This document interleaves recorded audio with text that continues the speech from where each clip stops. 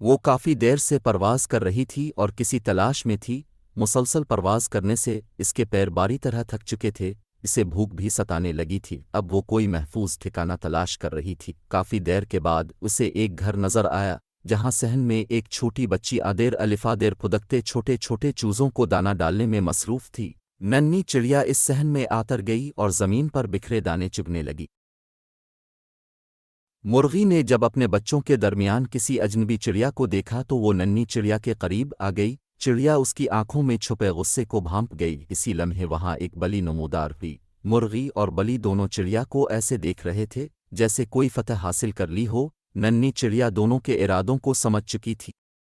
چڑیا ابھی ان دونوں کو دیکھ رہی تھی کہ اچانک وہاں ایک اور شکاری آ دھمکا۔ وہ ایک کتا تھا۔ چڑیا کو دیکھ کر اس انداز میں بھونکنے لگا جیسے مرغی اور بلی کو بتا رہا ہو کہ یہ نیا مہمان صرف میرا ہے۔ چڑیا کو بہت زور کی بھوک لگ رہی تھی لیکن اس نئے شکاری کی آمد پر اور زیادہ گھبرا گئی۔ کتا اب چڑیا کے بہت قریب آ چکا تھا۔ چڑیا کو فوراً کوئی محفوظ جگہ تلاش کرنی تھی۔ وہ خونخوار آنکھوں والا کتا چڑیا پر جھپٹنے ہی والا تھا کہ چڑیا پھرتی سے الفاڑ کر صحن میں موجود کھڑکی پر آ بیٹھی۔ چڑیا دبک کر کھڑکی کے ایک کونے میں بیٹھ گئی۔ اس کا چہرہ خوف کی شدت سے زرد ہو گیا تھا۔ اس نے سوچا اگر یہ کھڑکی اسے نظر نہ آتی تو شاید اب تک وہ خونخوار آنکھوں والے کتے کے میدے میں ہوتی۔ وقت کے ساتھ ساتھ خوف بھی بڑھتا جا رہا تھا۔ چڑیا دل سے اللہ سے دعا مانگ رہی تھی کہ اسے اس مصیبت سے چھٹکارا مل جائے تاکہ وہ آرام سے وہاں زمین پر پڑا ہوا دانہ کھا سکے۔ بھوکی چڑیا اپنی قسمت کے بارے میں سوچنے لگی، کاش وہ چڑیا نہ ہوتی بلکہ انسان ہوتی، کوئی اسے اپنا نوالا نہ بناتا۔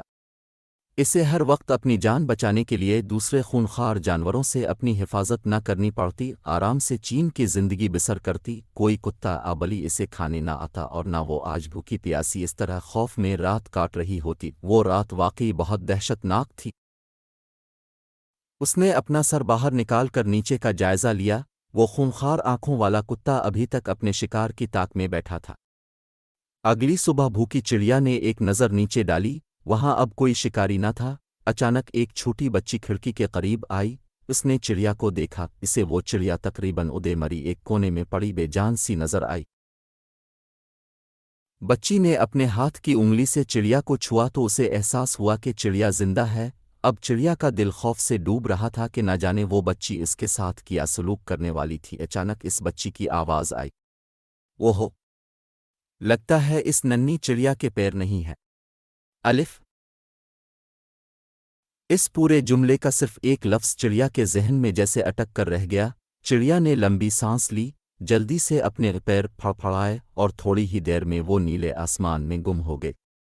وہ نادان چڑیا اب تک بھولی ہوئی تھی کہ اللہ نے اسے پیر کی نعمت سے نوازا ہے جو انسان کے پاس نہیں۔ ہر جاندار کو اللہ نے مکمل پیدا کیا ہے، بس تھوڑے غور و فکر سے اپنے اندر موجود صلاحیتوں کو خود تلاش کرنا اس جاندار کا کام ہے۔